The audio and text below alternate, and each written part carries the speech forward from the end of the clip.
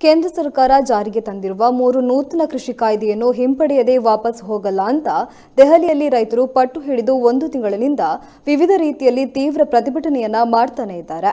ಆದರೆ ಇದಕ್ಕೆ ಸಂಬಂಧಿಸಿದಂತೆ ಪ್ರತಿಕ್ರಿಯೆ ನೀಡಿದ ಕೇಂದ್ರ ಕೃಷಿ ಸಚಿವ ನರೇಂದ್ರ ಸಿಂಗ್ ತೋಮರ್ ನೂತನ ಕೃಷಿ ಕಾಯ್ದೆಯನ್ನು ರದ್ದು ಮಾಡುವ ಪ್ರಶ್ನೆಯೇ ಇಲ್ಲ ಎಂದು ಖಡಕ್ ಆಗಿ ಹೇಳ್ತಿದ್ದಾರೆ.